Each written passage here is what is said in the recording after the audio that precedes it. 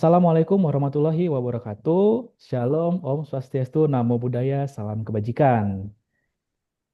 Selamat datang di podcast ASN Muda Berkarya, di mana ini merupakan wadah bagi kita untuk berbagi pandangan, pengalaman, dan pembelajaran selama mengikuti Latsar CPNS di Kementerian Pekerjaan Umum. Nah, pada episode kali ini kita akan membahas 4 materi yang menjadi bagian penting dari pembentukan karakter ASN. Kita membutuhkan awal karakter ASN ya teman-teman ya. Nah, yang pertama itu ada materi wawasan kebangsaan dan bela negara. Di sini kita akan lebih spesifik membahas mengenai sudut pandang dari fenomena kabur aja dulu apabila kita kaitkan dengan nasionalisme berbangsa dan bernegara. Nah, selanjutnya kita nanti akan membahas juga materi tentang isu-isu kontemporer yang berkembang di Indonesia pada saat ini, khususnya mengenai isu tentang korupsi. Lalu kita akan membahas mengenai algoritma kebangsaan dalam konteks memajukan Kementerian Pekerjaan Umum. Lalu kita belajar bagaimana cara menganalisis isu menggunakan metode APKL dan USG. Oke, di sini saya tidak sendirian. Bersama saya sudah hadir 4 rekan CPNS sebagai narasumber diskusi kita pada kesempatan ini. Itu ada Gita, Gabriel, Giani, dan Vira. Mari kita mulai perkenalan singkat mungkin dari Kak Gita dulu, dipersilakan. Oke, halo Bang Yuda, halo semua. Kenalin nama aku Gita Milenia, unit kerja asal dari BP2JK Sumatera Barat. Terima kasih. Oke, dari Bang Gabriel, mari kita sapa bersama. Mungkin dari saya, perkenalkan Oke, nama saya Gabriel Kultom dari unit kerja BP BPK Sumatera Utara. Terima kasih. terima kasih Bang Gabriel. Selanjutnya, siapa ini? Perkenalkan, nama aku Giani dari BP2JK Sumatera Barat. Oke, terakhir siapa ini yang mau perkenalan ini? Perkenalkan, nama saya Vero Fejidayati. Saya Mm-mm. bekerja di unit BWS 1 Sumatera Banda Aceh. Oke, ini pada sehat semua ya nih. Kak Gita, Bang Gabriel, Kak Vira, Kak Giani sehat semua ya? Oke, Alhamdulillah sehat. Alhamdulillah Ya, sehat. Bang. kita ngobrol-ngobrol ringan ini ya mengenai apa yang kita peroleh selama 4 hari belajar mengikuti Latsar di kesempatan ini. Mungkin kita bisa mulai dari topik wawasan kebangsaan dan bela negara ya teman-teman ya. Belakangan ini kan di media sosial muncul hashtag begitu, ungkapan yang lagi rame ya kemarin kalau kita lihat itu mengenai kabur aja dulu. Nah, ini kan mungkin bisa Mm-mm. digunakan dalam berbagai situasi. Menurut rekan-rekan CPNS, bagaimana kita mengaitkan fenomena ini dengan peran kita sebagai PNS, khususnya dengan kita kaitkan melalui materi yang sudah pernah kita dapatkan ya, mengenai wawasan kebangsaan dan bela negara. Nah, ini boleh siapa aja menyampaikan pandangan duluan, lalu nanti kita saling menanggapi atau apa boleh, silakan. Siapa yang pertama nih boleh? Dari aku dulu, boleh Bang? Silakan kita silakan boleh. Oke, ya. Jadi kalau menurut aku ya, dalam konteks penyelamatan diri dari bahaya fisik, khususnya yang kemarin lagi rame itu tentang krisis pemerintahan kita yang lagi takut kalau Indonesia tiba-tiba bubar gitu kan ya. Nah itu Oke. tuh kayak menurut aku ya, kabur itu memang bisa jadi reaksi yang wajar. Namun sebagai generasi muda, khususnya kita sebagai ASN, kita memiliki tanggung jawab moral untuk tidak kabur dari masalah bangsa. Bela negara tidak selalu berarti mangkat senjata, tetapi meliputi sikap tanggung jawab menghadapi tantangan, menjaga keutuhan NKRI, dan melaksanakan tugas sebaik-baiknya. Wah, mantap sekali pandangan Nah, dari Kak itu Gita ini. paling. Oke, siap, mantap. Dari yang lain boleh menyampaikan pandangan yang lain gitu mengenai hal ini? Persilakan. Mungkin dari kedulu ya, Bang. Boleh, boleh. Aku setuju sama yang disampaikan sama Kak Gita tadi. Jika kita terbiasa menghindar dari masalah di lingkungan kerja ataupun dari sekitar kita, dampaknya bisa merugikan pelayanan publik. Masyarakat itu membutuhkan ASN yang siap hadir di garda terdepan, terutama saat situasi krisis. Mungkin itu, Bang. Oke, oke, oke. Ada lagi yang menyampaikan pandangan yang lain kira-kira? Nah, wawasan kebangsaan itu kan ada 4 konstitusi dasar ya, yaitu Pancasila, Undang-Undang Dasar 1945, yang Oke. ketiga Bhinneka Tunggal Ika, dan terakhir NKRI. Nah, dari keempat itu bisa menjadi landasan landasan moral bagi kita, yaitu membentuk kesadaran bahwa tugas kita adalah bagian dari tujuan besar bangsa, sehingga sikap lari dari tanggung jawab tidak sejalan dengan semangat bela negara. Mantap sekali pendapat dari Kak Gian ini. Oke, terakhir Kak Vira boleh sebagai pelengkap. Yang paling penting kayaknya kita perlu menanamkan prinsip dalam diri kita tuh prinsip menghadapi dan menyelesaikan, bukannya menghindar dan meninggalkan. Inilah bentuk nyata bela negara yang di bidang eh, sipil negara ya kan. Gitu aja sih. Siap, siap, mantap, mantap. Oke, baik, teman-teman sekalian. Jadi mungkin secara sederhana saya di sini bisa menyimpulkan ya bahwa bela negara dan wawasan kebangsaan yang pernah kita pelajari kemarin itu menuntut keberanian kita untuk menghadapi masalah, tentunya demi kepentingan bangsa dan negara di masa depannya. Begitu ya secara umumnya ya Benar-benar. teman-teman ya. Oke, Ya. selanjutnya kita beralih ke pembelajaran kita yang selanjutnya ya. Kemarin kita sempat belajar mengenai isu-isu kontemporer yang berkembang di Indonesia pada saat ini. Nah, coba kemarin kita sempat membahas juga mengenai isu korupsi yang semakin apa ya, semakin mencuat gitu ya di Marak. negara kita ini dan semakin banyak terjadi di negara kita ini. Kalau boleh saya lihat bagaimana pandangan dari teman-teman sekalian mengenai isu-isu terkait dengan korupsi khususnya yang berkembang di negara kita ini. Dari Bang Gabriel dulu boleh, persilakan Bang. Mungkin dari kedua ya Bang. Kalau korupsi itu tindakan yang merusak tatanan negara dari dalam karena dapat menghambat pembangunan, mengurangi kualitas pelayanan publik, dan mengikis kepercayaan masyarakat. Jadi kalau bisa disederhanakan itu, korupsi itu kayak rayap yang makan pondasi rumah dari dalam, dari dalam. Karena kalau dilihat dari luar itu masih tampak utuh, tapi pada akhirnya runtuh jika tidak diberantas. Mungkin itu Bang. Oke, dalamnya jadi kropos gitu ya Bang ya. Oke, adakah pandangan lain Ya. teman-teman sekalian? Kalau menurut aku ngelihat korupsi di bidang infrastruktur khususnya karena kita di PU ya, Bang Yoga, itu dia memiliki dampak yang ganda, yaitu kerugian secara finansial negara dan kerugian kualitas bangunan. Nah, hal ini pasti mengakibatkan pelayanan publik menjadi buruk dan berisiko membahayakan masyarakat. Oke, mantap nih pandangan dari Kak Gita. Ada lagi teman-teman lain yang mau menyampaikan pandangan dan tanggapannya? Silakan. Menurut aku korupsi itu tidak selalu berbentuk uang ya. Penyalahgunaan wewenang juga termasuk korupsi, manipulasi data juga, nepotisme juga bagian dari korupsi menurut aku. Ada yang ingin melengkapi atau Hmm. menambahkan lagi? Dikira ya, kayaknya kita perlu menanamkan prinsip menghadapi atau menyesalkan, bukan uh, menghindari yang kita lakukan saat ini, tapi kita tuh harus membangun integritas sejak sedini mungkin. Integritas yang kuat akan menjadi benteng agar kita tidak tergoda oleh perilaku koruptif di masa depan. Integritas tuh memang harus ada dalam diri kita, biar kita tuh tidak tergiur dengan hal-hal yang hawa nafsu kita gitu. Oke, baik, baik, Kak Vira. Terima kasih. Jadi mungkin secara sederhananya kita bisa menyimpulkan ya bahwa upaya memberantas korupsi juga merupakan salah satu wujud bela negara di era modern, begitu ya. Nah, mungkin Ya, saya sedikit benar. menambahkan ya dari yang kita pelajari kemarin mengenai topik analisis isu kontemporer ya. Mungkin di kita selaku ASN muda supaya tidak mudah juga terprovokasi mengenai isu-isu yang berkembang, kita juga harus kuat menanamkan benteng di diri kita supaya kita tidak mudah tergiring opini gitu ya. Yang nantinya dampak buruknya bisa memecah belah kehidupan berbangsa dan bernegara begitu. Contohnya misalnya Hmm. dari case korupsi ini kan kalau kita tidak mempunyai benteng yang kuat untuk menganalisa isu yang berkembang bisa aja kita nanti tergiring opini-opini yang bisa beranjak ke arah negatif ya, Abang Kakak ya. Begitu. Wah, mantap ini eh, dari yang kita pelajari pandangan dari Kakak Abang semua.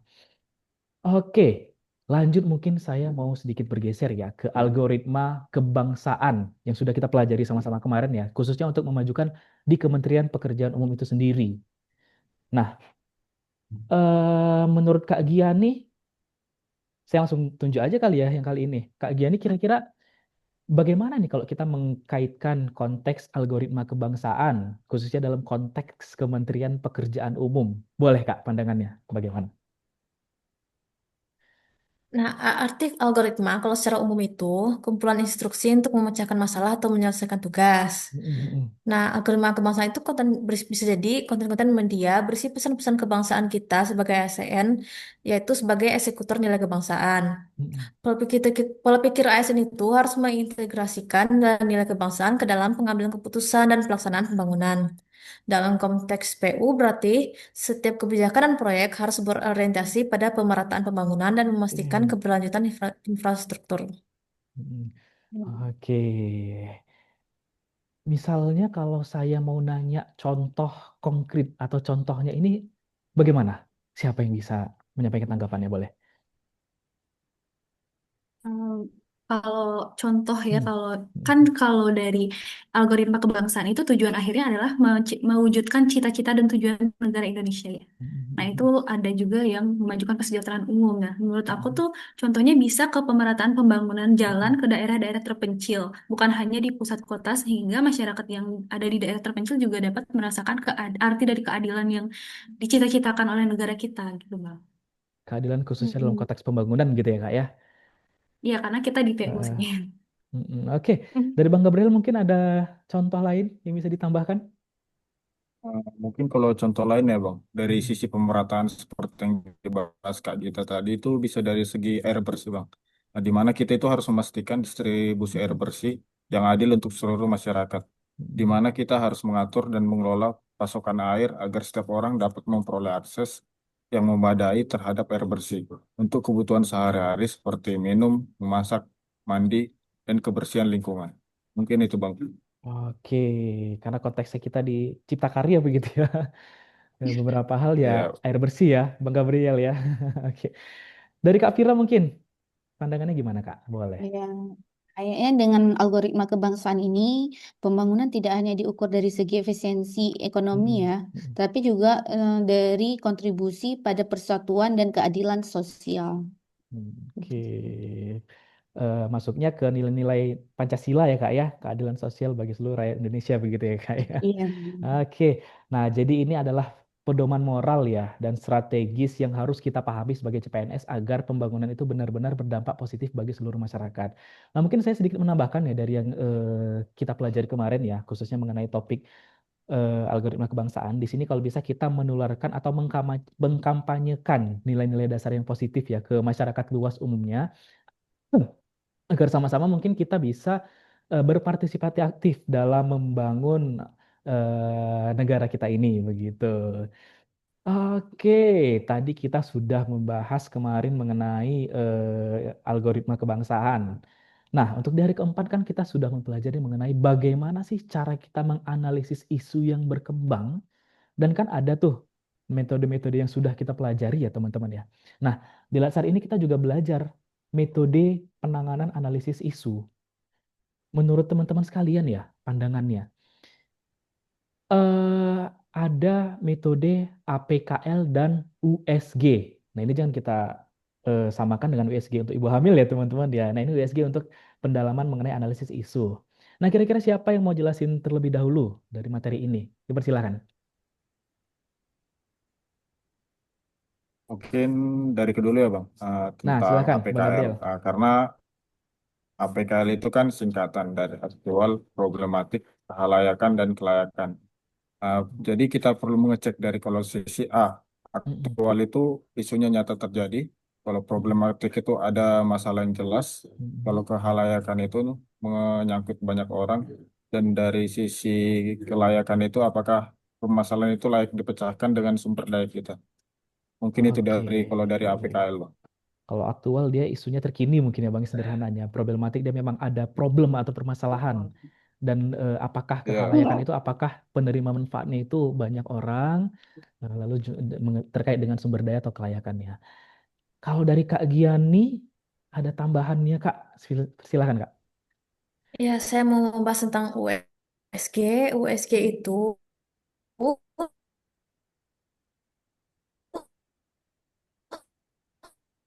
Sepertinya ada gangguan ya, gangguan yang jaringan ya Kak artinya Giani. itu sukses Coba boleh seberapa diulang Kak izin.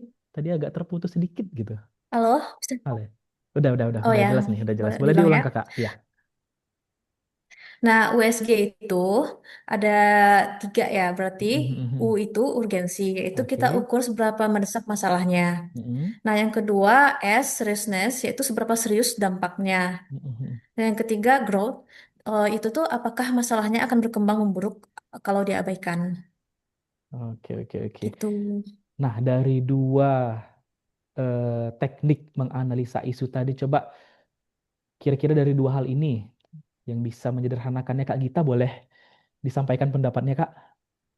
Iya, boleh. Jadi Ah, yang sama-sama kita pelajari hari ini ya, karena ini mm-mm. materinya masih baru banget. Ben- Jadi menurut aku dua metode ini bisa membantu kita untuk memprioritaskan isu. Misalnya, mm-mm. kan di PU kalau ada misalnya di PU jika ada laporan kebocoran dana proyek desa, itu misalnya kalau kita cek dengan metode APKL itu kita bisa tahu aktual dan problematiknya, apakah dia menyangkut banyak keluarga dan layak Mm-mm. diusut.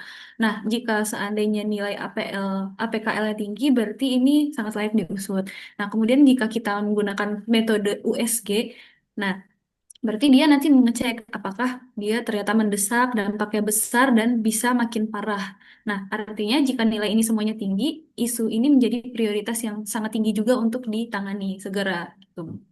Oke, jadi kita lihat dulu ya sebenarnya konteks isunya nih mana yang lebih urgent dan sebagainya ya dengan metode-metode yang sudah kita pelajari tadi ya begitu ya. Kak Vira boleh menyampaikan pandangannya Kak? Persilakan. Menurut Vira, dengan metode ini kita itu bisa menghindari keputusan asal tanggap.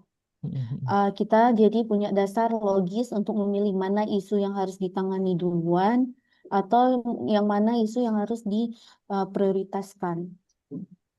Oke, oke, oke, oke.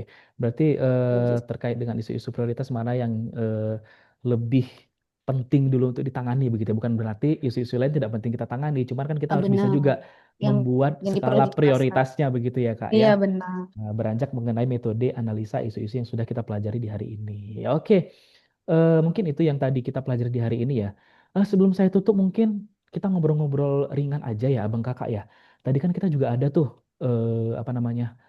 Kerja kelompok atau tugas kelompok tadi ya mengenai analisis isu-isu, cara menganalisis isu lebih tepatnya menggunakan metode-metode ini. Tadi misalnya seperti konteks ya tata kelola arsip dan lain sebagainya. Nah, jadi menurut kakak abang sekalian, metode-metode yang kita pelajari hari ini itu sangat membantu kita untuk membuat rancangan aktualisasi di tempat kerja kita atau menurut teman-teman sekalian ya biasa aja gitu ya, nggak terlalu berdampak di kita gitu ya. Nah, coba dari Kak Giani dulu pandangannya bagaimana, Kak? Dari yang kita pelajari hari ini khususnya ya. Oh, iya. Menurut aku ya perlu ya. Memang harus berdampak. Kita tuh harus isu itu harus dianalisis dengan sebaik-baik mungkin. Nggak cuma kayak nggak penting, tapi ini penting gitu. Ya, penting ya. Oke, dari metode-metodenya tadi ada beberapa yang kita pelajari tuh kira-kira penerapannya di kita itu bisa mempermudah kita untuk menyusun rancangan, pola pikir dan sebagainya atau gimana ya? Dari Kak Gita boleh? Ya, kalau menurut aku ini sangat penting dan sangat relevan. Sebenarnya bukan cuma bagi kita di PU ini saja, tapi dari semua orang gitu, Bang. Jadi karena dengan menggunakan metode ini kita bisa menganalisis isu itu dari dasarnya, dari akarnya kita bisa tahu apa permasalahannya, apa gap yang harus kita buat dan sehingga menghasilkan target yang sempurna yang ingin kita capai sehingga nanti tatanan negara atau apapun di semua bidang itu akan lebih baik gitu. Oke, mantap Kak Gita. Selanjutnya dari Kak Vira mungkin eh, menurut Kakak ya, dengan teknik-teknik yang sudah kita pelajari tadi itu sangat relevan nggak dengan cara kita melakukan pemecahan masalah di pekerjaan kita sehari-hari, Kak? Benar-benar. Menurut Vira sangat relevan. Karena apa? Dari yang kita pelajari itu, jadi Mm-mm. kita bisa tahu yang mana kita bisa, eh, misal terjadi suatu masalah tuh, kita bisa bisa ambil tindakan yang memang gimana ya bilangnya, yang mana patut diambil tindakan duluan atau yang harus Mm-mm. nggak disepelekan juga Secara sih. sigap Maksudnya gitu yang ya, Kak ya. diprioritaskan yang mana gitu. Prioritas. Benar. Iya, iya, iya, iya. Terakhir Bang Gabriel, mungkin dari beberapa metode yang kita pelajari tadi, menurut Abang kira-kira mana tuh yang lebih mudah untuk membuat pola pikir kita lebih tajam gitu ya untuk menganalisa sebuah isu, Bang? Silahkan coba, Bang. Pandangan Abang. Mungkin untuk yang metodenya Bang, Mm-mm. mungkin nggak bisa dibilang ya mana yang lebih Mm-mm. mudah. Mungkin tiap orang punya persepsinya sendiri. Iya, ya. Seperti tadi yang udah dijelaskan sebelumnya, semuanya itu ini metode yang penting. Mungkin dari saya itu tambahannya ya, karena pentingnya metode ini bukan hanya berlaku untuk dunia Mm-mm. kerja ya, dalam kehidupan sehari-hari juga bisa kita gunakan. Mungkin itu aja Benar. Bang. Oke, oke. Berarti semua metode itu penting ya, tergantung bagaimana kita menyikapi isunya dan menggunakan metode kira-kira mana nih yang tepat untuk pemecahan masalahnya gitu ya, teman-teman ya. Oke. Iya. Mungkin dari masalahnya dan dari Ah, diri sendiri Bang, mana yang dari diri cocok gitu. sendiri. Iya, iya. Maksudnya kita nyamannya pakai metode yang mana gitu ya, Bang Gabriel ya. Oke. Iya Kira-kira Bang. ada tambahan lagi teman-teman sekalian sebelum kita tutup, kita sudahi diskusi kita hari ini. Apakah ada tambahan? Cukup? Cukup ya? Oke, baik teman-teman semua pendengar yang setia, kita sudah selesai membahas 4 topik penting hari ini. Topiknya itu yang sudah tentunya kita pelajari selama masa latsar CPNS di tahun ini ya. Yang pertama mengenai topik wawasan kebangsaan dan bela negara, lalu topik mengenai isu-isu kontemporer yang berkembang di Indonesia pada saat ini, khususnya kita spesifik mengenai isu korupsi. Lalu membahas mengenai Benar. algoritma kebangsaan di sektor PU khususnya ya, yang kemarin sempat kita pelajari. Dan terakhir, nah ini tadi materi yang sangat menarik kita pelajari adalah analisis isu dengan menggunakan metode-metode yang sudah dijabarkan oleh narasumber ataupun pemateri kita masing-masing begitu. Oke, sebagai penutup, sebagai CPNS kita harus belajar bahwa bela negara tidak hanya melalui tindakan militer, teman-teman. Nah, tetapi juga dapat melalui kita melalui peningkatan integritas, komitmen pelayanan yang berkualitas, pembangunan berkeadilan dan Hmm. berkelanjutan dan juga pengelolaan masalah yang lebih cermat dan teliti. Terima kasih kepada keempat narasumber kita yang sudah ngobrol banyak dan menyampaikan pandangan dan insight-nya masing-masing di sini. Terima kasih kepada Kak Gita, Bang Gabriel, Kak Giani, dan Kak Vira atas diskusi dan pengalamannya, sudah sharing pengalaman di sini. Semoga pembahasan kali ini bermanfaat untuk pendengar kita ya. Tidak hanya bagi kita, tetapi juga bagi seluruh orang yang mendengarkan podcast kita hari ini. Khususnya yang sedang berproses menjadi ASN profesional. Nah, demikian edisi podcast ASN Muda Berkarya hari ini. Mungkin selama proses kita diskusi tadi ada kata-kata yang kurang tepat ataupun kurang berkenan, kami menyampaikan permohonan maaf. Saya akhiri dengan wabillahi taufik wal hidayah. Wassalamualaikum warahmatullahi wabarakatuh. Shalom. Om Santi Santi Santi Om. Namo Buddhaya. Salam kebajikan. Sampai ketemu lagi di podcast kita selanjutnya, teman-teman. Mari lambaikan tangan para narasumber.